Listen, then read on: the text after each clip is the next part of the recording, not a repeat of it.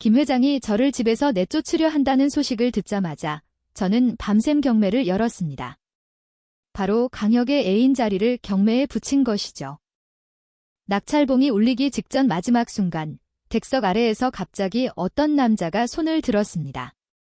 강혁이었습니다. 그는 다가오기 힘든 오만한 기품을 풍기며 자리에서 일어났습니다. 심여울. 내가 널 너무 오냐오냐 키웠나 봐. 남자친구를 경매에 붙이다니 내가 처음이야. 일주일 뒤 재능 있는 젊은 디자이너 송지설이 귀국할 예정이며 강혁 대표가 직접 그녀를 마중 나갈 것이라는 소식이 떴습니다. 이 뉴스는 공개되자마자 각종 플랫폼의 실시간 검색어 1위를 차지했죠. 냄새를 맡은 커플 팬들은 곧장 달려와 댓글창에서 축제를 벌였습니다. 디자이너와 명품 브랜드 대표라니 정말 하늘이 맺어준 인연이네요. 몇 년 전 공항에서 강혁 오빠가 눈물 흘리던 사진 기억나는 사람. 그게 바로 송지설 떠나보내던 날이었잖아.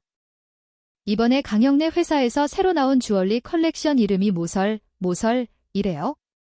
그리워할 눈설, 이제 숨기지도 않네. 근데 강혁, 여자친구 있지 않았어? 여자친구는 무슨? 그냥 심심풀이로 데리고 노는 애완동물이지. 그가 진짜 사랑하는 여자가 돌아왔으니 그 여자는 조만간 쫓겨날 운명이야. 흥미진진하게 구경하던 저는 이 댓글을 보자마자 입맛을 싹 잃었습니다. 손에 들고 있던 랍스터가 갑자기 맛이 없어졌죠. 쫓겨난다고? 말도 안 돼. 나 하나 고생하는 건 괜찮지만 우리 마을 전체가 나만 바라보고 있는데. 저는 우리 심가 마을의 첫 대학생이었습니다. 입학식 날 온 마을 사람들이 돈을 모아 저를 도시로 보내줬죠. 그날부터 저는 반드시 마을에 보답하겠다고 맹세했습니다. 졸업 후 저는 강혁의 회사에 입사했습니다. 월급 200만 원도 꽤 괜찮은 편이었지만 고향을 일으켜 세우려는 제 포부에는 새 발의 피였죠. 그러다 저는 강혁의 금장 속의 새가 되었습니다. 그의 커다란 저택에 살면서 고양이를 키우고 개를 산책시키고 등을 주무르고 어깨를 두드리며 못 봐 최고예요. 정말 대단해요. 같은 말로 정신적 가치를 제공하는 것이 제 일상이었죠. 하지만 그는 정말 한 사람을 사랑하면 그 주변까지 모두 사랑하는 사람이었습니다.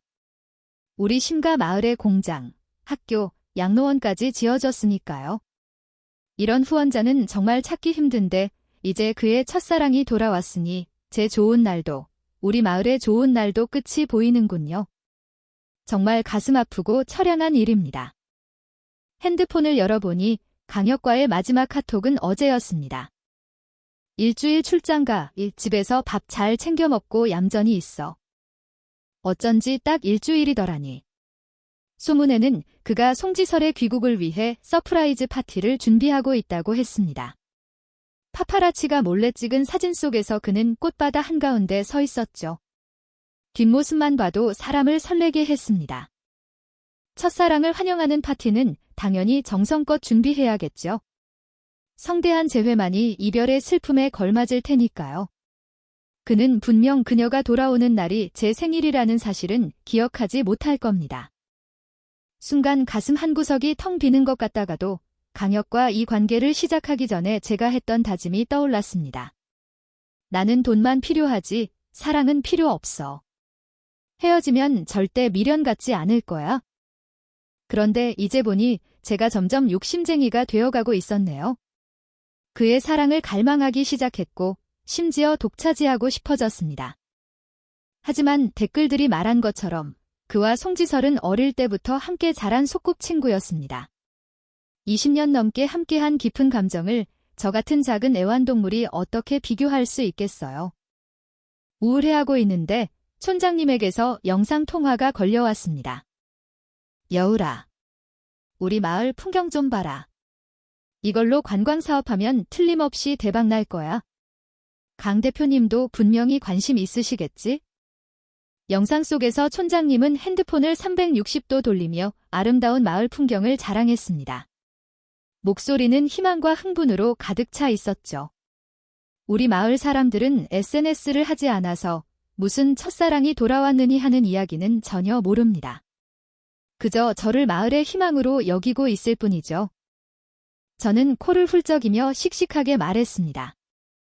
걱정 마세요, 촌장님. 강 대표님 돌아오시면 바로 말씀드릴게요.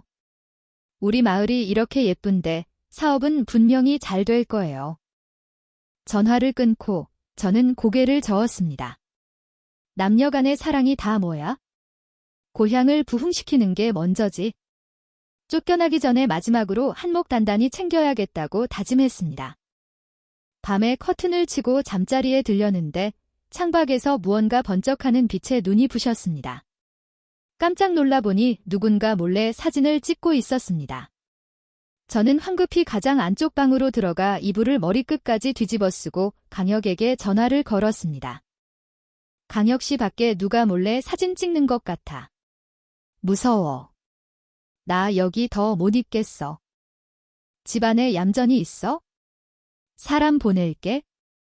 그와 좀 더 이야기하고 싶었지만 전화기 저편에서 여자가 재촉하는 소리가 들리자 그는 바로 전화를 끊었습니다.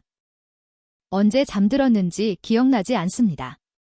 아침에 일어나니 고양이와 개가 제 곁을 맴돌고 있었고 집 밖에서는 시끄러운 소리가 들렸습니다. 아래층으로 내려가니 강혁의 비서인 최 비서가 몇 사람을 데리고 무언가를 점검하고 있었습니다. 저를 본 그는 정중하게 말했습니다. 좋은 아침입니다. 심여울 씨, 강 대표님께서 새로운 거처를 마련해 두셨습니다. 언제든 이사하실 수 있습니다. 이사요. 이렇게 갑자기. 어젯밤 잠결에 스쳐 지나간 SNS 글이 떠올랐습니다. 강 대표의 보금자리는 예전에 송지설이 스튜디오로 썼던 곳이다. 아무래도 저는 정말 교체될 운명인가 봅니다. 그래도 강혁은 제게 나쁘지 않게 대해줬습니다. 이 저택은 제 명의로 되어 있었죠. 저는 이미 계획을 다 세워뒀습니다. 집을 팔고 고양이와 개를 데리고 고향으로 돌아가서 그 돈을 촌장님께 드려 마을 발전에 쓰는 겁니다. 그를 따라 상류층 사회에 드나들며 약간의 인맥도 쌓았으니 그의 이름을 조금 빌려 투자금을 모으는 것도 어렵지 않을 겁니다. 집을 팔기 전에 사료를 사러 차를 몰고 나갔습니다. 가게 문을 나서자마자 차분히대 빨간 스프레이로 불륜녀라고 쓰여 있는 것을 발견했습니다. 차에 시동을 걸고 얼마 못 가 누군가 고의로 뒤에서 차를 들이받았습니다. 저는 즉시 경찰에 신고했습니다.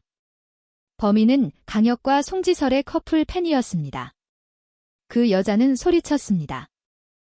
송지설 언니가 곧 돌아오는 거 알면서 감히 강혁 오빠 차를 끌고 돌아다녀. 정말 뻔뻔하네. 저는 찌그러진 차 뒷부분을 보며 차갑게 말했습니다. 돈 물어내. 그 여자는 계속해서 소리 질렀습니다. 부끄러운 줄 알아. 내가 송지설 언니랑 조금 닮지 않았으면 강혁 오빠 신발이나 닦을 수 있었을 것 같아. 저는 그녀에게 작은 쪽지를 건넸습니다. 계좌번호야. 입금하는 거 잊지 마. 그 팬은 눈을 부릅뜨고 외쳤습니다. 사랑받지 못하는 쪽이 불륜녀야. 심여울, 알아서 꺼져. 마지막 체면이라도 지키라고. 정말 시끄럽네.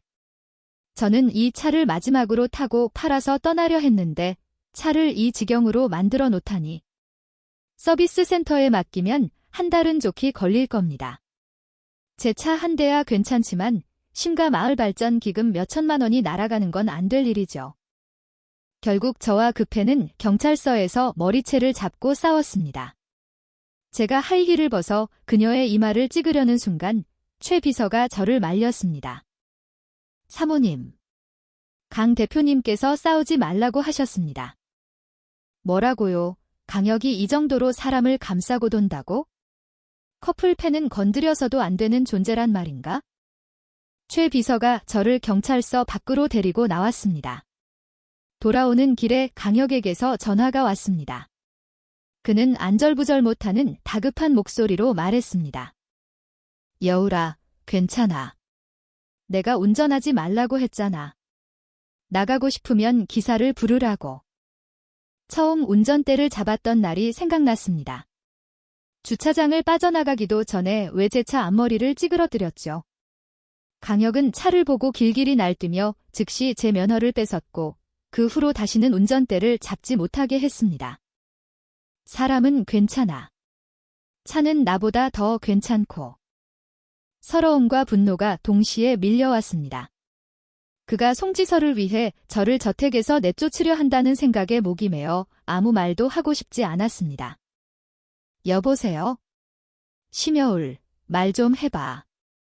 그가 제 성과 이름을 다 부르는 것을 보니 우리 관계는 정말 돌이킬 수 없나 봅니다. 다시는 당신 그 고물차 운전 안 해. 저는 전화를 끊고 뒷좌석에 웅크려 앉아 엉엉 울었습니다. 최 비서는 어쩔 줄 몰라 하며 위로의 말을 건넸습니다.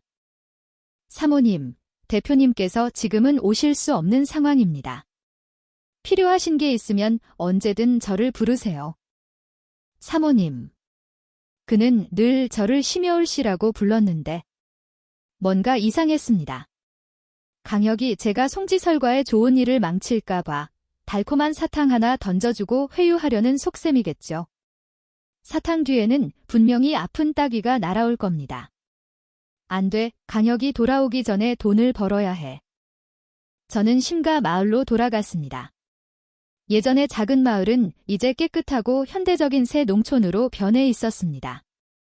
풍경은 그림처럼 아름다웠고 마을 어귀에 앉아 계시던 할머니들은 해바라기 씨를 까며 인자한 미소로 저를 맞이했습니다.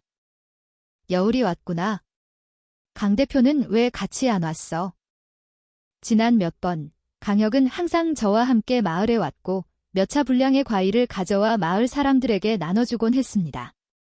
이번에 저 혼자 온 것은 확실히 이상하게 보일 만했죠. 아, 해외 출장 가셨어요. 몇 걸음 떼지 않아 등 뒤에서 할머니들의 수군거리는 소리가 들렸습니다. 무슨 출장이야. 듣기 좋으라고 하는 말이지. 딱 봐도 강 대표한테 차였구먼. 정말. 진짜. 우리 아들이 SNS에서 똑똑히 봤다던데. 무슨 첫사랑인지 먼지가 돌아와서 여우리를 버렸대. 세상에 어쩌다 애가 남의 남자 만나서. SNS가 뭐라고. 이 마을엔 인터넷도 안 된다면서요. 인생의 관객이 그렇게 많지 않다면서요. 저는 귀를 막고 집으로 곧장 달려갔습니다. 부모님은 제가 좋아하는 음식으로 가득한 성찬을 차려놓으셨습니다. 강혁에 대해 물어보실 줄 알았는데 두 분은 아무 말 없이 계속해서 제게 음식을 집어주셨습니다. 엄마, 이번에 저 혼자 왔는데 강혁 씨랑 같이 안 와서 이상하지 않으세요? 이상할 게 뭐 있어? 우리 딸이 왔으면 됐지? 그 사람이 오고 안 오고는 그 사람 사정이고 엄마가 신경 쓸 일이 아니야? 맞아, 다버지가 부엌에서 고개를 내밀며 말씀하셨습니다. 딸아, 도시에서 일하기 힘들면 집에 와. 아빠 엄마가 먹여 살릴게. 아빠 이제 농산물 라이브 방송에서 팔로워도 몇만 명이나 된다. 우리 집 잘 살아. 소박한 말들이었지만 제 눈시울은 붉어졌습니다. 세상 사람들은 모두 내가 얼마나 높이 나는지 묻지만 오직 부모님만이 내가 배부르게 먹었는지 묻는다. 밥을 먹은 지 얼마 되지 않아 촌장님이 찾아오셨습니다.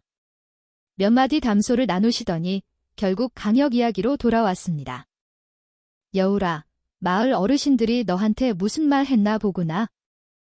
저는 고개를 저었습니다. 촌장님, 마을 분들 말씀이 반은 맞아요. 저 정말 차일 것 같아요. 하지만 불륜녀는 아니에요. 내가 그럴 줄 알았다. 어쩌다 뭐라고.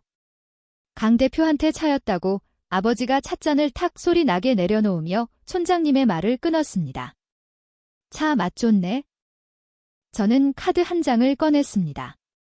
강혁이 몇 년간 준 용돈을 모은 것으로 몇억 원은 좋게 되었습니다. 촌장님, 이 돈 일단 받으시고 마을을 위해 쓸 수 있는 곳에 써주세요. 관광 개발에 관해서는 제가 다른 방법을 생각해 볼게요. 촌장님은 카드를 다시 밀어내셨습니다. 이게 무슨 짓이야, 여울아. 내가 여기 온 건 만약 강혁이 널 괴롭히면 우리 마을 전체가 내 편이 되어줄 거라고 말해주고 싶어서야. 알고 보니 촌장님은 저와 그 커플 팬이 경찰서에서 싸우는 영상을 보셨던 겁니다. 제가 정말 괴롭힘당하는 줄 아셨던 거죠. 그리고 투자 말인데 그 사람이 하든 말든 상관없어. 우리 마을이 이렇게 큰데 그 사람 없다고 못 살겠어? 지금 나라에서 정책도 좋고 우리가 단결하면 다 할 수 있어. 아버지는 즉시 찻잔을 바꾸셨습니다. 이게 진짜 좋은 차네. 저는 온 마을 사람들에게 손가락질 받을 줄 알았습니다. 하지만 모두 각자의 방식으로 저를 조용히 지지해주고 있었습니다. 역시 어디를 가도 고향만큼 따뜻한 곳은 없었습니다. 하지만 바로 그 때문에 제 마음속에는 미안함과 불만이 더욱 커져만 갔습니다. 제 재촉의 부동산 중개인은 금방 구매자를 찾아냈습니다. 급하게 팔아야 했기에 저는 구매자와 가격을 협상했습니다. 일시불로 결제해 주시면 5천만 원 더 깎아드릴 수 있어요. 신비로운 구매자가 답장을 보내왔습니다.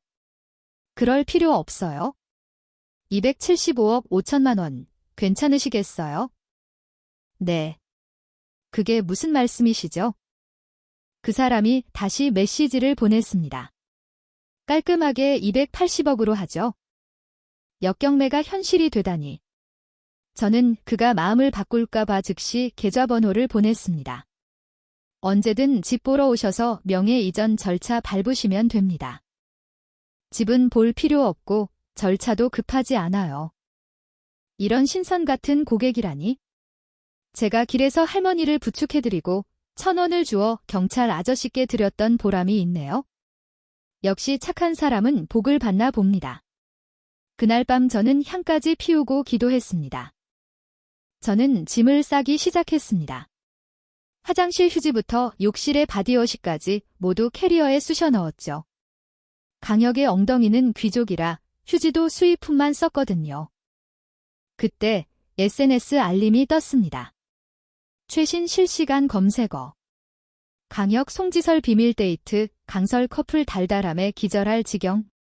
최고급 파파라치들이 이제 해외까지 따라가 두 사람의 데이트 장면을 찍어온 모양입니다. 저는 송지설은 모르지만 강혁은 한눈에 알아봤습니다.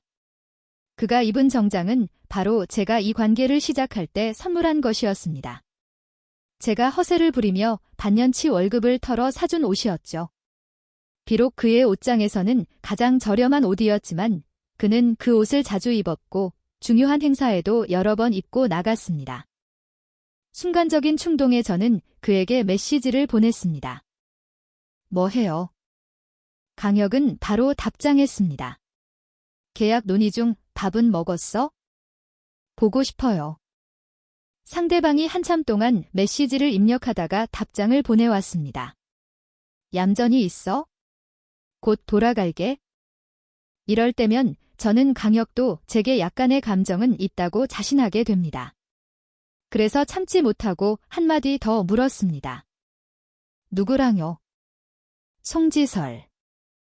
참 대단하네. 저를 안심시키기 위한 거짓말조차 귀찮았나 봅니다. 알고 보니 저는 그렇게 중요하지 않았던 겁니다. 제 기쁨과 슬픔은 그에게 전혀 중요하지 않았죠. 저는 계속해서 SNS 댓글을 훑어봤습니다. 나만 강혁 오빠 정장이 송지설 언니 브랜드인 거 눈치챘나?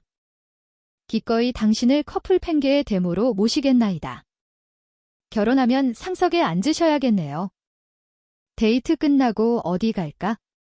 너무 궁금하다. 위에 분, 결혼식 때는 어린이석에 앉으세요. 글을 읽을수록 마음이 차가워졌습니다. 그가 그 정장을 자주 입었던 것은 제가 선물해서가 아니라 송지설의 브랜드였기 때문이었습니다. 사랑하는 사람의 옷을 입고 사랑하는 사람을 만나러 가다니 정말 낭만적이네요. 저는 질투심에 미쳐버릴 것 같았습니다. 마음속은 시기로 가득 찼죠. 그래서 저는 강혁을 차단했습니다. 1분도 채 되지 않아 송지설에게서 친구 추가 요청이 왔습니다. 저는 손을 들어 핸드폰을 부숴버릴 뻔했지만 이건 제가 장만한 1TB짜리 아이폰 16 프로 맥스라는 사실을 떠올렸습니다. 핸드폰은 죄가 없죠? 송지설이 제게 친구 추가를 왜 했을까요? 강혁과의 달콤한 데이트를 자랑하고 싶어서? 저는 단칼에 차단했습니다. 싹부터 잘라버리는 거죠. 얼마 후 최 비서에게서도 메시지가 왔습니다. 사모님, 강 대표님께서 전해달라고 하셨습니다. 송지설 씨와는 정말 계약 문제로 만난 것뿐이라고요. 누가 물어봤나? 말할수록 더 의심스러운데? 마저 차단했습니다.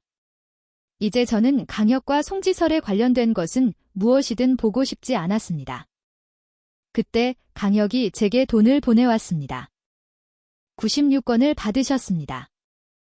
94,264원을 받으셨습니다. 64원을 받으셨습니다. 53원을 받으셨습니다. 전부 이상한 숫자들 뿐이었습니다. 제가 바닥에 무릎 꿇고 머리를 감싸쥐고 울부짖고 있을 때 SNS에서 쪽지가 왔습니다. 강혁 옆 애인 자리 유료 양도 받습니다. 사기꾼들이 드디어 저를 찾아왔군요. 제가 바보인 줄 아나? 저는 답장했습니다. 양도 가능. 카톡으로 자세히 얘기하죠. 이야기를 나눠보니 강혁의 애인 자리는 정말 인기 상품이었습니다. 제가 물러나도 그의 애인이 되고 싶어하는 사람들은 여기서 프랑스까지 줄을 설 정도였죠. 월급 5억, 유흥비 별도, 가끔씩 스케줄 잡는 것까지. 정말 두 번 다시 찾기 힘든 꿈의 직장이었습니다. 제 사업가적 기질이 즉시 발동했습니다. 이직을 고민하는 언니들을 비밀 경매 그룹으로 끌어들였죠. 한 명이 10명에게, 10명이 100명에게 소문을 내면서 그룹은 금세 500명으로 찼습니다. 저는 경매 날짜를 잡았습니다. 그날 밤, 저는 고향 풀밭에 누워 햇볕을 쬐며 돈을 뿌리고 노는 꿈을 꿨습니다. 반쯤 잠들었을 때 빗발치는 전화벨 소리에 잠이 확 깼습니다. 여보세요? 여울아. 아빠 라이브 방송에 문제 생겼어. 저는 감전된 듯 즉시 아버지의 라이브 방송 채널을 켰습니다. 평소에는 2030명 보던 방송이 갑자기 몇천 명으로 폭증해 있었습니다. 화면은 온갖 댓글로 도배되어 있었습니다. 불륜녀 아빠 보러 왔습니다. 딸이 불륜 저지르는데 수박 팔 기분이 나세요? 이 수박 깨끗한가요? 딸이 남자 만나본 돈으로 먹고 사는 건가요? 이 나이에 사람들 앞에서 광대지시네. 신고하면 그만. 말 맞네. 요즘 네티즌들 진짜 할 일 없다. 이 불륜녀 집안 아직도 안 망했네. 온갖 악플이 화면을 빠르게 뒤덮어 눈이 어지러울 정도였습니다. 아버지는 땀을 뻘뻘 흘리며 다급하게 해명했습니다. 여러분, 오해가 있으신 것 같습니다. 제 딸은 착하고 순해서 누구에게 해가 될 만한 짓은 절대 하지 않았습니다. 제발.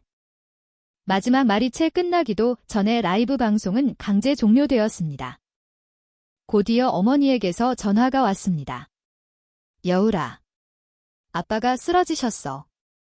저는 미친 듯이 차를 몰아 병원으로 달려갔습니다. 아버지는 응급실로 실려가셨고 어머니는 밖에서 목이 쉴 정도로 울고 계셨습니다. 하느님, 제발 우리 남편 좀 살려주세요.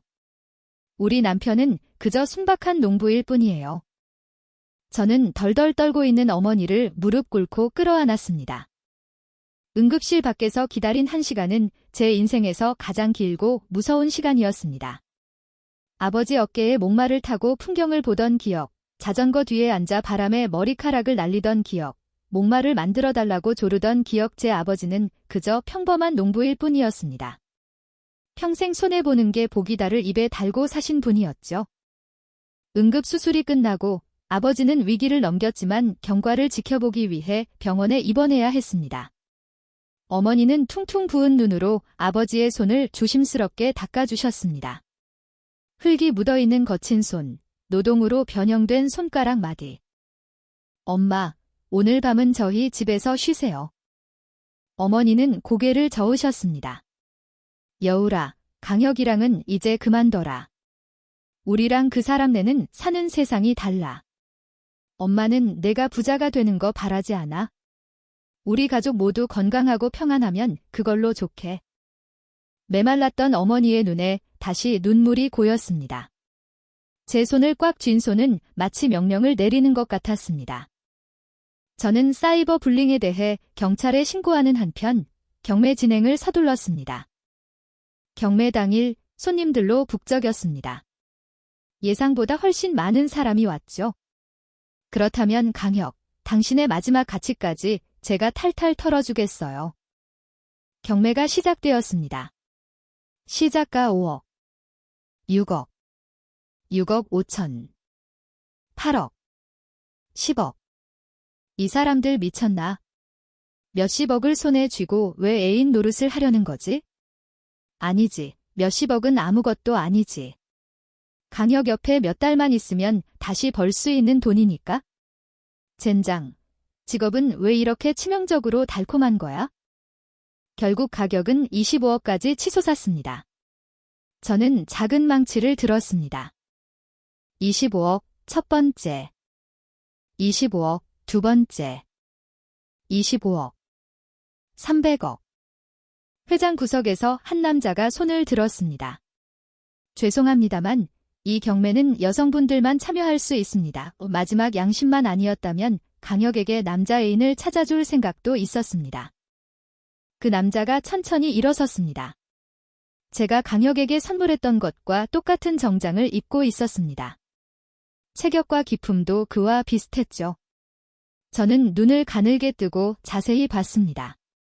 맙서사, 진짜 강혁이었습니다. 저는 이제 진퇴양난이었습니다. 도망칠 수도 없고 무대 한가운데서 바보처럼 서 있을 수밖에 없었죠. 심여울, 넌 정말 대단해. 내가 널 너무 오냐오냐 키웠나 봐. 남자친구를 경매에 붙이다니 내가 처음이야. 내일 돌아온다면서요. 누가 당신더러 일찍 오랬어요? 송지설, 그 좋은 언니도 소용없네요. 손에 쥔 남자 하나 제대로 못 지키다니. 수많은 여자들 사이에 강혁은 마치 눈 덮인 소나무처럼 우뚝 서 있었습니다. 침묵 속에서도 오만함이 느껴졌죠. 최 비서는 재빨리 사람들을 내보냈습니다. 회장에는 저와 강혁만 남았습니다. 젠장, 최 비서는 부르면 언제든 온다더니 왜 지금은 안 오는 거야? 텅 빈 회장에 강혁의 목소리가 울려 퍼졌습니다. 마치 귓가에 맴도는 주문 같았죠. 저는 여전히 작은 망치를 들고 거북이처럼 느릿느릿 걸었습니다. 그 속도로 걸어서 제사상 차려주러 올 셈이야? 그 망치 당장 내려놔. 강혁은 정말 화가 났습니다. 긴 다리로 제게 빠르게 다가왔습니다. 얼굴에는 감정이 없었고 살기가 가득했습니다. 내일 돌아온다면서요. 왜? 일찍 와서 내 사업 망쳐서 실망했어? 저는 고개를 숙이고 손가락만 꼼지락거렸습니다. 원래는 그와 송지설에 대해 묻고 싶었지만 이제 무슨 자격으로 물어야 할지 몰랐습니다. 여긴 어떻게 알았어요? 그의 뒤에는 캐리어가 있었습니다. 비행기에서 내리자마자 바로 이곳으로 온 게 틀림없었습니다. 강혁이 으르렁거렸습니다. 나도 집에 가고 싶었지? 근데 내 여자친구가 집까지 팔아버렸잖아. 다른 집도 많잖아요. 뭐라고? 저는 그가 집한 돈을 다시 뺏어갈까 봐 황급히 고개를 저었습니다. 제가 잘못했어요. 내가 뭘 잘못했는데? 시작가를 5억으로 잡았어요. 강 대표님의 가치를 심각하게 모독했습니다. 그는 참을성 없는 듯 걱정스러운 표정으로 욕설 같은 것을 중얼거리더니 허리에 손을 짚고 저를 번쩍 들어 경매 단상 위에 앉혔습니다. 여울아, 날 봐에 내가 몇 번이나 가르쳤지. 그 입은 말싸움하라고 있는 게 아니라고. 맞지? 저는 고개를 끄덕이며 천천히 그를 올려다봤습니다. 강혁은 저보다 7살 많았고 이 관계에서 완전히 주도권을 쥔 사람이었습니다. 그는 온갖 종류의 사람을 겪었고 늘 침착하게 모든 일을 처리했습니다. 오직 저를 대할 때만 당황했죠. 저는 항상 그의 인생이 너무 순탄해서 저 같은 혼란을 더해줄 사람이 필요했던 게 아닐까 생각했습니다. 키스해. 그가 가까이 다가오자 저는 손으로 그의 입을 막았습니다. 아빠가 아직 병원에 계세요? 제가 여기서 당신이랑 키스하면 제 남은 인생의 명예는 뭐가 돼요? 아버님은 전문가분들이 진찰하도록 조치해뒀어. 강혁이 설명하며 다시 몸을 숙였습니다. 저는 화가 나서 그를 때리고 발로 찼습니다. 아빠는 지금 핸드폰이나 컴퓨터, TV만 봐도 밤새 악몽을 꾸세요. 엄마는 제가 길에서 끌려가 망신당할까 봐 항상 저를 바짓가랑이에 묶어두고 싶어 하세요. 우리 가족 모두 쥐구멍에 숨은 쥐처럼 작은 소리에도 깜짝깜짝 놀라요. 이걸 당신은 문제없다고 하는 거예요? 강혁은 조각상처럼 서서 제가 미친 듯이 쏟아내는 분노를 묵묵히 받아냈습니다. 제가 지쳐서 헐떡이며 흐느낄 때쯤 그는 부드럽게 제 눈물을 닦아주었습니다. 해외에 있어서 SNS 상황을 늦게 알았어. 최 비서한테 처리하라고 지시했고 실제로 사건이 터진 지 이틀째 되던 날 저를 비난하는 글들이 눈에 띄게 줄었습니다. 그러자 그 사람들은 아버지의 라이브 방송을 공격하기 시작했죠. 너는 불륜녀가 아니야? 송지설도 첫사랑이 아니고. 그래요. 그럼 처음부터 명확하게 말할 수 있었잖아요. 왜 안 했어요? 처음부터 끝까지 상처받은 건 저와 제 가족뿐이에요. 단지 그놈의 기업 이미지를 지키기 위해서. 저는 그저 당신이 심심풀이로 키우는 애완동물일 뿐이니까. 강혁 씨, 우리 헤어져요. 경매장에서 나와 저는 넋나간 사람처럼 보도를 따라 걸었습니다. 강혁은 멀지 않은 곳에서 조용히 제 뒤를 따랐습니다. 제가 병원에 들어갈 때까지 그는 발길을 돌리지 않았습니다. 아버지는 건강에는 문제가 없었지만 정신적으로 큰 충격을 받으셨습니다. 라이브 방송, 불륜녀 같은 단어만 들어도 과민 반응을 보이셨죠. 입술에서 피가 나도록 내 딸은 불륜녀가 아니야? 누구도 내 딸을 괴롭힐 수 없어 라고 되뇌셨습니다. 최신 실시간 검색어, 강혁, 공식 입장 발표. 강혁은 개인 계정을 만들어 그동안의 모든 소란에 대해 공식적으로 해명했습니다. 불륜녀도 없고 첫사랑도 없습니다. 여러분 덕분에 여자친구한테 차였습니다. 글과 함께 변호사 성명서 사진을 첨부했습니다. 온라인과 오프라인에서 사이버 불링에 가담한 모든 사람에게 법적 조치를 취하겠다는 내용이었습니다. 한 무리의 네티즌들은 바람의 방향이 바뀌자마자 손바닥 뒤집듯 태도를 바꿔 송지설의 계정으로 몰려가 소란을 피웠습니다.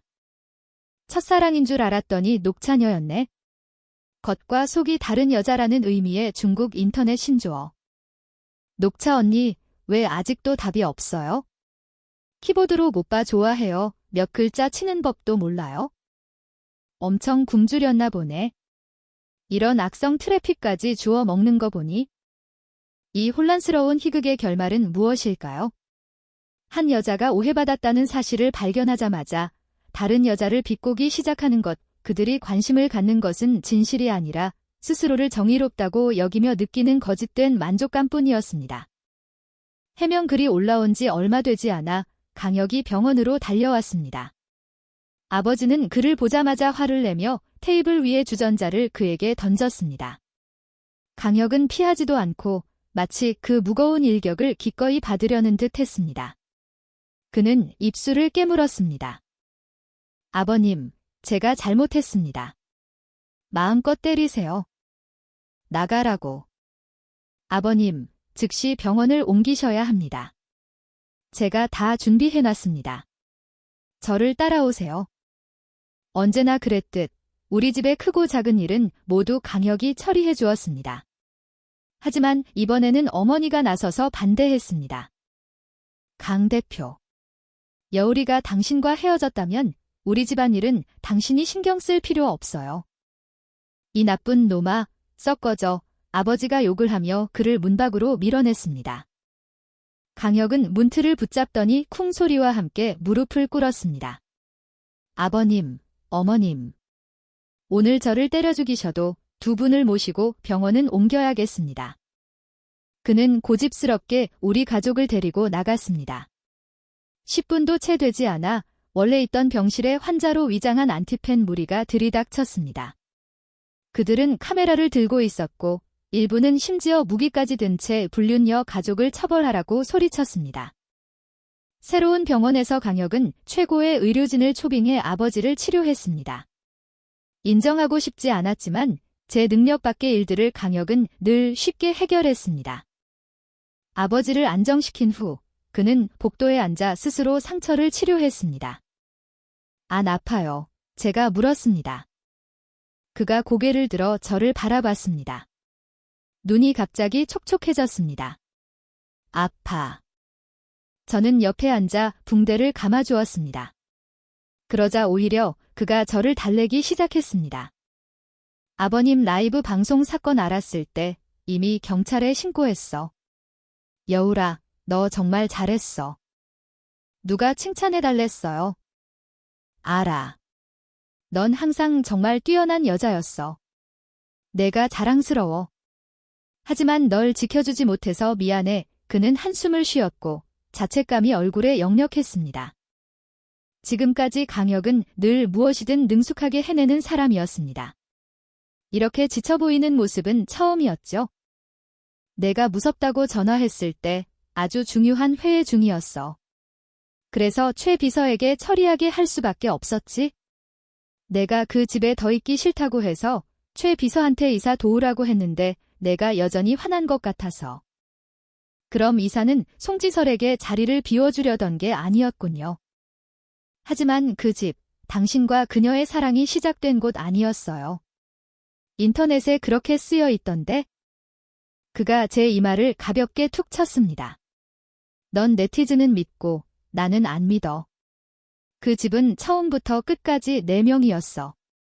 언제 집에 올 거야? 나 이제 회사에서 자기 싫어. 너무 늦었어요. 저는 그의 팔짱을 끼며 능청스럽게 웃었습니다.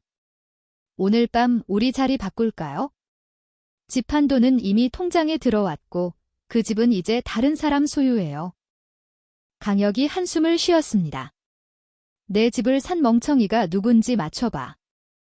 알고 보니 역경매를 했던 그 신선 같은 고객은 바로 강혁이었습니다. 저는 진작에 알아차렸어야 했습니다. 제게 돈이 충분한지 물어보는 사람은 부모님 외에 그밖에 없었으니까요. 한밤중에 문득 한 가지 생각이 떠올라 잠에서 깼습니다. 저는 강혁을 흔들어 깨웠습니다. 일어나요. 일어나봐. 계속 자. 그는 완전히 지쳐서 팔을 뻗어 저를 품에 안았습니다. 애기야, 나 너무 졸려. 그래도 다시 생각해보니 아직 화가 나요. 그가 몸을 일으켜 침대 머리맡에 등을 켰습니다. 저를 자기 위에 앉히고 두 팔로 허리를 감싸 안았습니다. 말해봐. 새 주얼리 컬렉션 이름은 왜 모서리예요? 송지설을 그렇게 좋아해요. 강혁이 제 허리를 꼬집었습니다. 우리 엄마 이름이 뭔지 알아? 남설이요. 그 컬렉션 누가 기획했게? 아버님이요. 그가 제 엉덩이를 가볍게 찰싹 때렸습니다. 아빠가 엄마한테 주는 결혼기념일 선물이야. 그럼 그 정장은요? 계속 입고 다녔잖아요. 송지설이 그 브랜드 디자이너라서 그런 거 아니었어요? 강혁의 눈이 반짝 빛나며 제 모습이 비쳤습니다. 손길도 부드러워지며 제 허리를 쓰다듬었습니다. 웬 바보가 나한테 준 선물이니까. 내가 그 옷만 입는 거 내 마음속엔 정말 몰랐어? 넌 새 옷 하나도 안 사줬잖아. 저는 이불 속으로 쏙 들어가 버렸습니다. 좀 찔렸거든요. 이 업계에서 저는 아마 후원자에게 가장 무심한 애인일 겁니다. 강혁이 다시 저를 품에 안았습니다. 자. 잠이 안 와요. 그의 큰 손이 제 등을 아이를 달래듯 규칙적으로 토닥였습니다. 입으로는 속삭였죠. 도대체 누가 누구의 후원자인지 모르겠네. 다음 날 아침 저는 일찍 일어나 예쁘게 화장을 했습니다. 애인을 몰래 숨기는 다른 후원자들과 달리 강혁은 저를 공개하는 것을 피한 적이 없었습니다. 매년 제 생일마다 성대한 파티를 열어주었죠.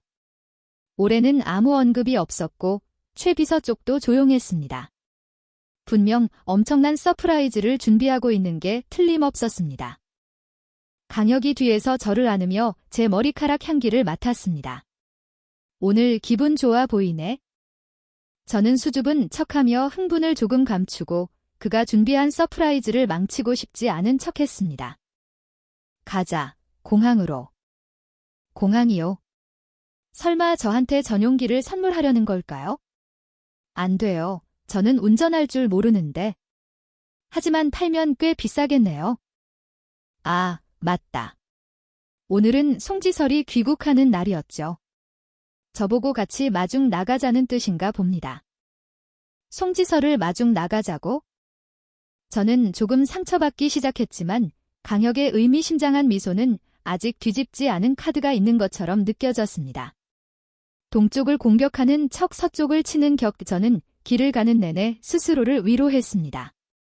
관자놀이 혈관이 툭툭 뛰는 게 좋은 징조는 아닌 것 같았습니다. 저는 강혁에게 바싹 기대에 앉았습니다. 그렇게 하면 그를 송지설에게서 조금이라도 더 멀리 떼어놓을 수 있을 것 같았죠. 차가 공항에 들어설 때까지 제가 그토록 기다리던 서프라이즈는 보이지 않았습니다. 차창 밖에서는 송지설 팬들의 함성이 하늘을 찔렀고 제 모든 생각을 압도했습니다. 강혁이 제 머리를 쓰다듬었습니다. 털 세운 작은 고양이 어디 갔어? 왜 이렇게 시무룩해졌어? 내리기 싫어요? 당신 혼자 마중 나가요. 안 돼, 너도 같이 가야 해. 싫어요. 비밀 애인그룹에서 어떤 언니가 말하길 자기 후원자는 7명의 애인을 두고 매일 1명씩 당번을 선다고 했습니다. 저는 성격이 옹졸해서 용돈을 누구와 나눠 쓰는 걸 참을 수 없습니다. 그럼 생일 서프라이즈도 필요 없고? 생일 서프라이즈요. 최 비서가 끼어들었습니다. 사모님, 강 대표님께서 하루 일찍 귀국하신 건 사모님 생일을 축하해드리기 위해서입니다. 우리는 팬들이 모인 곳을 피해 공항을 돌아 뒤편의 작은 정원으로 갔습니다. 바로 강혁이 송지설을 위한 환영 파티를 준비한다고 사진이 찍혔던 그곳이었습니다. 분명히 예전에는 황무지였는데 지금은 온통 모란과 나비로 가득 차 있었습니다. 햇살이 비치자 정원 전체가 반짝이며 빛났습니다. 강혁이 제 손을 잡았습니다. 누군가 작년 5월 13일 오후 4시 24분에 자기가 무슨 말을 했는지 잊어버렸나 보네. 그날 비행기에서 저는 아래를 가리키며 저기에 꽃이 가득 피면 참 좋겠다라고 말했었습니다. 저는 완전히 잊고 있었죠. 아마 그때는 그냥 무심코 한 말이었을 겁니다. 그런데 강혁은 그 말을 마음에 새겨두었습니다. 1년 후 제가 가리켰던 바로 그곳에 제가 가장 좋아하는 꽃들로 가득 채워놓았습니다. 최 비서가 말했습니다. 대표님, 송지설 씨 도착했습니다. 아직도 송지설 얘기가 안 끝났어요. 저는 얼굴을 찌푸리며 강혁을 불만스럽게 쳐다봤습니다. 그가 제 미간을 부드럽게 쓰다듬었습니다. 마지막 서프라이즈가 송지설 손에 있어. 저는 반신반의하며 그를 따라 나섰습니다. 그런데 공항 로비에 들어서자마자 팬들에게 발각되고 말았습니다. 저기 봐. 그 불륜녀잖아. 낯짝도 두껍지. 감히 여기까지 나타나다니. 오늘 강혁 오빠가 송지설 언니 마중 나오는 거 알면서 일부러 온 거 봐. 반응할 틈도 없이 여러 방향에서 썩은 달걀이 제게 날아왔습니다. 강혁이 재빨리 재킷을 벗어 저를 감쌌고 우리는 공항보안요원의 호의를 받으며 겨우 빠져나왔습니다. 강혁 씨, 이게 당신이 말한 서프라이즈예요. 저는 옷에 묻은 비린내 나는 달걀을 닦으며 엉엉 울었습니다. 강혁은 저보다 더 많은 썩은 달걀을 맞았고 온몸에서 쓰레기 냄새가 났습니다. 젠장, 해명까지 했는데 쟤들은 왜 아직도 저러는 거야? 그는 전화를 걸어 상황을 처리하는 한편 최 비서에게 저를 먼저 집으로 데려다 주라고 했습니다. 중간에 저는 최 비서를 내리게 하고 직접 차를 몰아 방향을 틀어 부모님 댁으로 향했습니다. 제가 공항에서 썩은 달걀을 맞은 장면은 순식간에 실시간 검색어에 올랐습니다. 멍청한 팬들은 잘 됐다며 박수를 쳤죠. 어머니는 화가 나서 몸을 떨었습니다. 분명히 해명까지 다 했는데 쟤들은 도대체 뭘 더 바라는 거야? 아버지는 막 퇴원하신 참이었는데 괭이를 들고 나가 사람을 찾겠다며 난리를 치셨습니다. 몇 사람이 말려서 겨우 막을 수 있었죠. 강혁이고 그 송지설이라는 여자고 다시는 내 눈에 띄지 마라. 감히 내 딸을 괴롭히다니 내가 목숨 걸고 싸울 거야. 저는 이불 속에 틀어박혀 지난 며칠을 돌이켜봤습니다. 하늘에서 떨어진 재앙 같은 일련의 사건들. 모든 문제의 핵심은 저와 강혁의 신분 차이 때문이었습니다. 만약 저도 송지설처럼 업계에서 뛰어난 사람이었다면 아무도 제가 그에게 어울리지 않는다고 말하지 않았겠죠. 생각할수록 서러워졌습니다. 저는 몽롱한 상태로 잠이 들었습니다.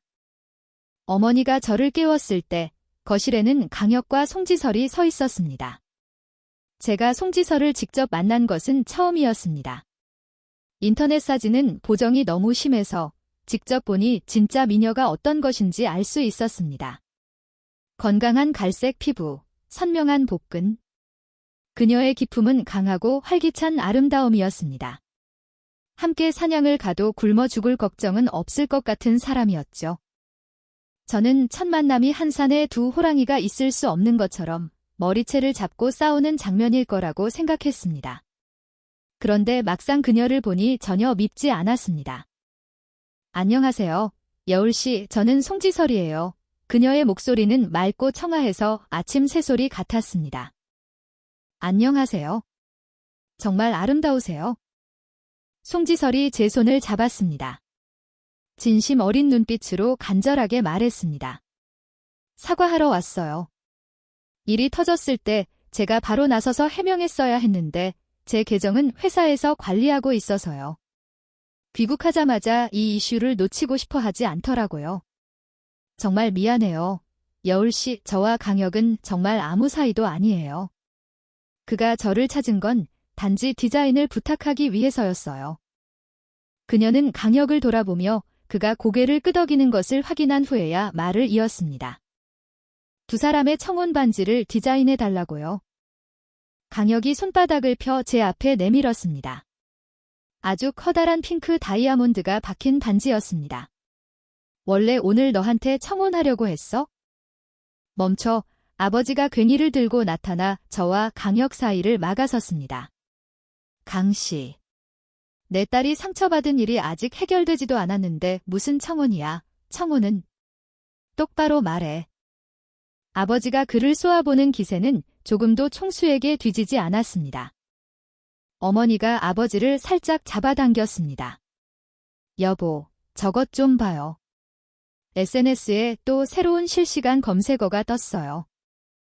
강혁, 다시 한번 입장 표명, 명실상부한 심여울의 남자. 송지설, 늦었지만 빠지지 않은 해명.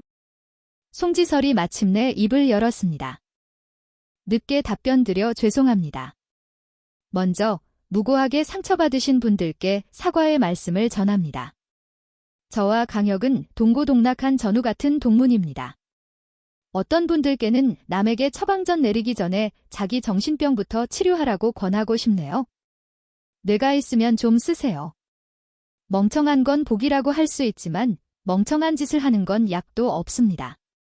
짧게 말해서 다시 한번 심여울 씨와 그 가족분들께 사과드립니다. 이렇게 예쁘고 강단 있는 사람이라니 정말 멋있었습니다. 강혁도 두 번째 해명 글을 올렸습니다. 첫째, 저는 아무도 희롱한 적 없습니다. 둘째, 온라인 장인어른들, 제발 저 좀 살려주세요. 제 아내가 여러분 때문에 짓눌려 죽겠습니다. 셋째, 여자친구가 화났는데 어떻게 달래야 하나요? 급구. 그 직후 옛 커플 팬들은 울며 팬덤을 정리했고 몇몇 고집센 아이들은 새로운 커플을 밀기 시작했습니다. 댓글창은 난리가 났죠. 가장 잘생긴 친구를 그녀에게 밀어줘. 망했다. 오빠 아내가 곧 새 남편 생기겠네. 지나가던 사람인데 진짜 정실 부인이 불쌍하지도 않나요? 아무것도 안 했는데 얼마나 욕을 먹었어. 심여울 욕 안 해본 사람 축하합니다. 당신은 99%의 네티즌을 이겼습니다. 파파라치도 글을 올렸습니다. 지난번 특종 캐려고 잠복했는데 이 언니 하루에 2번 외출함. 한 번은 고양이 사료 사러, 2번째는 길고양이 밥 주러. 고양이 사랑하는 사람이 얼마나 나쁘겠어? 고양이는 착하고 형수님도 착하고 미친 팬들이 이상한 거지. 알고 보니 우리가 막장 드라마 속 악역이었네. 저는 댓글을 보며 짜릿한 쾌감을 느꼈습니다. 누군가 내 편을 들어준다는 게 이렇게 멋진 기분이라니. 팬들이 왜 그렇게 댓글 관리를 해야 하는지 알 것 같았습니다. 아버지는 화가 나서 책상을 쳤습니다. SNS에 글 하나 올렸다고 내가 받은 상처가 다 아물어? 심여울, 아빠가 널 낳은 건 내가 남자한테 눈먼 바보가 되라고 낳은 게 아니야. 강혁이 갑자기 바닥에 있던 괭이를 집어 아버지께 드렸습니다. 아버님, 제가 여울이를 잘 지키지 못했습니다. 이 괭이로 저를 보내주셔도 좋습니다. 아버지가 깜짝 놀라 소리쳤습니다. 아이고, 아이고. 강 대표. 우리 집은 그냥 평범한 사람들이에요. 제 딸 좀 놔주세요. 그 후 강혁과 송지설은 떠났고 부모님도 제가 저택으로 돌아가는 것을 허락하지 않으셨습니다. 그분들은 금장 속의 새가 무엇인지 이해하지 못하셨고 그저 딸이 자유롭게 살기를 바라셨습니다. 하지만 강혁은 저를 좋으면 키우고 싫으면 버리는 애완동물로 여기지 않았습니다. 그는 우리 관계에 대해 진지하게 생각하고 있었습니다. 아버님, 어머님은 단지 내가 내 집에 사는 게 의존하는 거라고 걱정하시는 것뿐이야. 아니면 내가 집세 받으러 다닐래? 나 빈집 많은데? 아니면 내가 가게 하나 차려줄게? 내가 사장님 해. 저는 침대 위를 뒹굴며 베개 밑에서 핑크 다이아몬드 반지를 몰래 꺼냈습니다. 아니면 당신 돈 다 나한테 줘요. 내가 당신 먹여 살릴게. 좋아. 계좌번호 줘. 강혁은 1초도 망설이지 않았습니다. 인터넷 말이 틀리지 않았네요. 사랑에 빠진 남자는 정말 최고의 지참금입니다. 결국 저는 아버지를 도와 농산물 라이브 방송을 하기로 했습니다. 강혁은 즉시 제게 전문적인 라이브 방송 운영법을 가르쳐줄 선생님을 고용했습니다. 저는 매일 밭에서 뒹굴고 맨발에 흙을 묻히며 지냈지만 오히려 마음은 그 어느 때보다 평화로웠습니다. 한 달 후 강혁이 저를 찾아왔을 때 저는 밭에서 걸음을 주고 있었습니다. 여울아. 온몸이 흙투성이인 제가 달려가 그를 껴안고 그의 몸에 흙을 잔뜩 묻혔습니다. 여울아, 진정해. 우리 손부터 씻을까? 싫어. 당신도 나처럼 땅 기운 좀 받아야 해. 저는 말하며 그의 얼굴에 흙을 한 줌 묻혔습니다. 수입산 휴지로 엉덩이를 닦던 귀공자님은 이때 눈도 못 뜨고 극도의 고통에 시달렸습니다. 심여울, 너 나한테 맞고 싶어? 누굴 때리겠다고? 아버지의 낮고 무서운 목소리가 등 뒤에서 들려왔습니다. 강혁은 즉시 90도로 허리를 숙였습니다. 안녕하세요, 아버님. 아버지는 차가운 얼굴로 말씀하셨습니다. 거기 서서 뭐 해? 저기 가서 퇴비나 옮겨? 네, 알겠습니다. 바로 가겠습니다. 강혁은 제 뒤를 졸졸 따라오며 작은 목소리로 물었습니다. 여울아, 퇴비가 내가 생각하는 그거는 아니지? 퇴비. 이 두 글자는 분명 강혁의 인식 세계에는 존재하지 않는 단어였습니다. 그는 눈앞의 검은 덩어리를 보고는 저를 돌아봤습니다. 여울아, 사실 요즘은 선진 농업 기술이 많아서 이런 거 안 써도 되는데. 강혁 씨, 당신 변했어. 당신은 근본적으로 날 더 이상 사랑하지 않는 거야? 아, 아니야. 나 너 좋아해. 사랑해. 강혁은 퇴비를 다 옮기자마자 아버지에게 불려가 묘목을 옮겼습니다. 아버지는 차가 뭔지도 모르시면서 보자마자 고개를 저으며 혀를 찼습니다. 이 차는 보기엔 번지르르한데 짐 싣는 건 우리 집 낡은 3륜차만도 못하구먼. 저는 옆에 앉아 아이스크림을 먹으며 말했습니다. 아빠, 이 차 얼마인 줄 아세요? 그래봤자 몇 천만 원 하겠지? 19억급. 강혁이 즉시 제 입을 막았습니다. 돈이 뭐가 중요해요? 이 차는 아버님 묘목 실으려고 사온 건데요. 강한 척, 멋있는 척하는 것 좀 봐. 저녁에 저는 강혁을 데리고 옥상에 올라가 별을 봤습니다. 그는 이렇게 별이 많고 밝은 하늘은 처음 본다고 했습니다. 도시에서는 별이 안 보여? 별이 너무 희미해서가 아니라 도시가 너무 밝아서 그래? 그럼 나한테 고마워해야 하는 거 아니야? 당연하지. 내 아기한테 고마워. 그가 제 얼굴을 들어 올리며 놓아주지 않았습니다. 너 없으면 잠을 못 자겠어? 오늘 밤은 남자 달랠 줄 모르는데요. 아니면 제가 예쁜 동생 하나 불러줄까요? 돈은 제가 낼게요. 심여울. 너 나 좋아하긴 해? 그건 저는 일부러 말을 길게 느렸습니다. 그가 기다리는 대답은 절대 해주지 않았죠. 어쨌든 30살 먹은 남자가 사소한 일로 펄쩍 뛰는 모습은 정말 귀여워서 참을 수가 없었거든요. 너 나 좋아하는 거 확실해. 빨리 말해. 날 좋아한다고 말해. 그는 마치 사람에게 달라붙는 대형견처럼 저를 안고 비비며 놓아주지 않았습니다. 귀찮아 죽겠는데 차마 밀어내지는 못했습니다. 제가 예상치 못했던 것은 송지설이 다시 저를 찾아왔다는 것입니다. 아무래도 너한테 제대로 된 사과를 해야 할 것 같아서. 결국 이 모든 소동은 나 때문에 시작된 거니까? 저는 예전에 제가 편협했다고 인정합니다. 송지설이 소설 속 악녀처럼 거만할 거라고 생각했지만 사실 그녀는 부드럽고 진실된 사람이었습니다. 이런 사람이야말로 첫사랑에 어울렸죠. 강혁이 이렇게 좋은 여자를 좋아했었다면 저는 그가 사람 보는 눈이 있다고 생각할 뿐입니다. 지설 언니? 그 공항에서 강혁 씨 울던 사진 얘기 좀 해주세요. 아, 그거. 걔는 내 후배야. 그때 내가 해외로 파견 근무 나가게 됐는데 연구실에 걔 혼자 남게 됐거든. 누가 안 울겠어. 그랬군요. 그렇게 진실된 이야기가 인터넷에서는 눈물겨운 청춘 로맨스 비극으로 각색되었다니 정말 믿기지 않았습니다. 성의를 표하기 위해 송지설은 자신이 직접 디자인한 주얼리를 선물하겠다고 고집했습니다. 안 받을래요? 혹시 괜찮으시다면 지설 연니한테 부탁할 게 하나 있어요. 송지설은 브이로그 찍는 것을 아주 좋아했고 팬도 꽤 많았습니다. 그래서 그녀의 시골 여행 브이로그가 올라오자마자 팬들은 금세 좌표를 찾아냈습니다. 바로 신가 마을이었죠. 예전에 촌장님은 우리 마을의 아름다운 풍경을 아무도 알아주지 않을까 걱정하셨는데 송지설 덕분에 우리 마을은 단숨에 SNS 핫플레이스로 떠올랐습니다.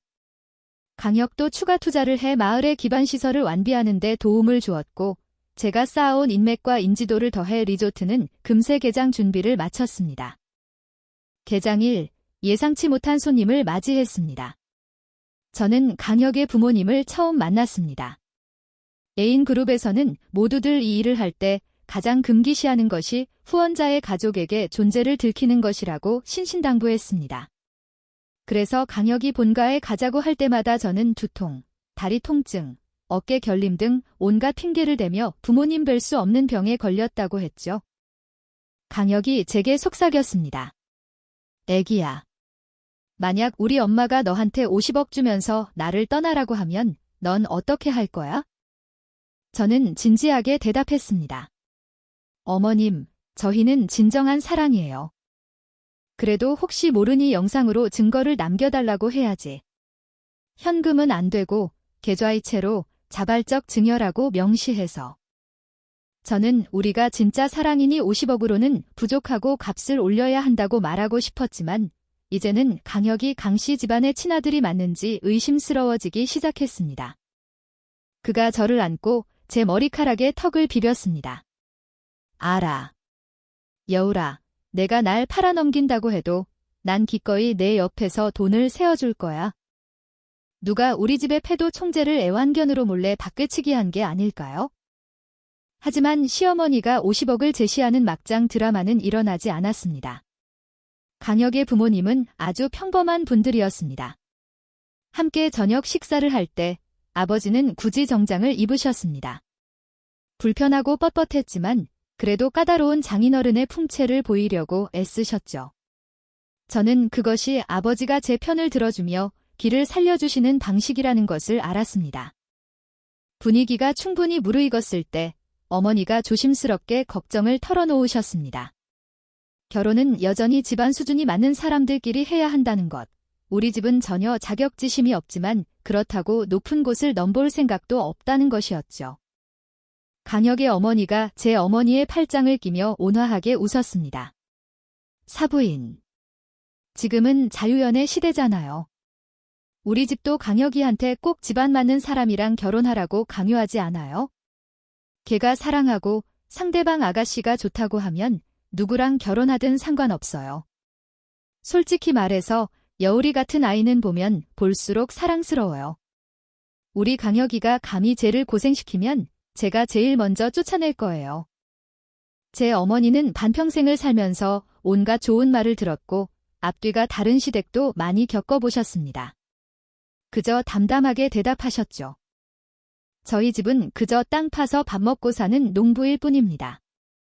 하지만 사부인, 한번 생각해보세요. 3대만 거슬러 올라가면 누가 농부가 아니었겠어요. 강혁이 저렇게 번지르르해 보여도 제가 밀이랑 부추를 구분이나 하겠어요? 여울아, 내가 쟤를 잘 가르쳐야 한다. 식탁 밑에서 강혁이 제 손을 꽉 잡았습니다. 그리고 우리 아버지와 강혁의 아버지는 술 몇 잔에 이미 어깨동무를 하고 형님, 아우하며 도원결의를 맺으러 가자고 하고 있었습니다. 저는 강혁을 데리고 몰래 빠져나와 논두렁길을 산책했습니다. 부모님은 정말 우리 집이 농사 짓는 거 신경 안 쓰세요? 내가 봤잖아. 저는 그가 가리키는 방향을 따라봤습니다. 두 아버지는 복숭아 나무 아래 무릎을 꿇고 사극처럼 진지하게 의식을 치르고 있었습니다. 그럼 당신은요? 제가 라이브 방송으로 물건 파는 게 창피하지 않아요. 많은 부잣집들이 아내가 대중 앞에 나서는 거 싫어하던데. 여울아. 어떻게 해야 내가 내 모든 것을 사랑한다는 걸 믿어줄래? 내가 뭘 배우고 싶든 뭘 하고 싶든 내가 다 가르쳐 줄 수 있어? 내가 모르면 사람을 고용해서라도 가르쳐 줄게. 너는 심여울이 먼저이고 그 다음이 강혁의 아내야. 그의 말처럼 그는 항상 제 뒤에 든든한 버팀목이었습니다. 그가 제 인생에 나타난 것은 제가 마음껏 실수할 수 있도록 하기 위해서였습니다. 저는 항상 온 세상을 바쳐줄 준비가 된 사람이 있다는 것을 알았으니까요. 제 좋은 날은 아직 끝나지 않았고 우리 심가 마을의 좋은 날도 이제 막 시작되었습니다. 강혁 시점. 나는 업계에서 가장 권위 없는 후원자다. 내 작은 여자친구는 소리쳐서도 안 되고 꾸짖어서도 안 된다. 부부 사이의 일은 그녀가 고개를 끄덕여야 하고 조금만 힘을 줘도 아프다고 소리친다. 결국엔 내가 스스로 해결해야 한다. 그녀가 교통사고를 당했을 때 나는 전용기사를 고용해줬다. 결과는 내가 사람보다 차를 더 아낀다는 누명을 쓰는 것이었다. 웃겨 죽겠다. 그녀가 스스로를 다치게만 하지 않는다면 차고에 있는 차들은 얼마든지 부숴도 상관없다. 최근에 그녀가 돈이 부족해 보였다. 내가 해외에 나가자마자 그녀는 즉시 집을 팔았다. 중개인이 며칠 동안 광고를 올려도 아무도 사지 않아서 내가 급히 사람을 보내 사도록 했다. 일시불로 흥정 없이. 그녀가 고개를 끄덕이지 않으면 나는 감히 집에 발을 들여놓을 수도 없다. 출장 다녀와서 피곤해 죽겠는데 사무실에서 쪽잠을 자야 했다. 최 비서가 조사해보니 그 작은 아이가 인터넷의 헛소문 때문에 영향을 받은 것이었다. 나는 이미 비방글들을 모두 처리하고 칭찬하는 댓글 부대도 좀 고용했다. 하지만 소용없었다. 그녀는 나를 차단했다. 송지설에게 부탁해서 내 말을 전해달라고 했는데 그것도 차단당했다. 최 비서에게 전해달라고 했더니 그것도 차단당했다. 덧붙여 말하자면 그 최 비서라는 놈은 정말 눈치가 없다. 내가 여울이 이사를 도우라고 했더니 그녀가 내가 자기를 차려는 줄 알게 만들었다. 내가 그녀를 보호하라고 했더니 내가 안티팬들을 편드는 것으로 오해하게 만들었다. 정말 답이 없다. 돌아가서 월급이나 깎아야겠다. 다행히 그녀는 아직 결제 앱은 차단하지 않았다. 내가 말하면 듣지 않을 수도 있지만 돈을 보내면 확실히 받는다. 그런데 그녀가 내 뜻을 이해하지 못하는 것 같았다. 나는 순서대로 96, 94,264, 64, 53을 보냈다. 쿠키 키패드에서 순서대로 치면 보고 싶어 라는 뜻이다. 너무나 명확한 신호 아닌가? 나중에야 알았다. 그녀의 핸드폰은 26키 키패드를 쓴다는 것을. 작은 아이가 반란을 시작했다. 그녀는 감히 나를 경매에 내놓았다. 나는 스스로를 돌이켜보기 시작했다. 내가 그녀에게 충분히 잘해주지 못한 걸까? 심가 마을의 첫 대학생. 입학식날 온 마을 사람들이 돈을 모아 그녀를 도시로 보냈다. 그럴 만도 하다. 남들은 애인을 자기야, 보물이라고 부르는데 그녀는 기분 좋으면 오빠, 기분 나쁘면 늙은이라고 부른다. 다행히 그녀는 돈을 좀 벌고 싶었을 뿐 정말로 헤어지고 싶었던 건 아니었다. 결혼 후 그녀는 돈 버는데 더 미쳐갔다. 내게서 돈을 벌었다. 사랑의 아침 식사 8,800원. 사랑의 과일 접시 9,900원. 그녀는 틱톡에서 배운 이상한 음식에 푹 빠졌다. 고수를 쌓아 만든 재물나무를 내게 99,999원에 팔고 서비스 요금까지 받았다. 나는 고수를 못 먹지만 재물나무는 사야 했다. 사고 나서 별점 5개를 주지 않으면 그녀는 삐져서 가게 문을 닫겠다고 협박했다. 세상의 부자는 널렸는데 왜 그녀는 나만 뜯어먹는 걸 좋아할까? 나를 아주 깊이 사랑하는 게 틀림없다. 정말 좋다.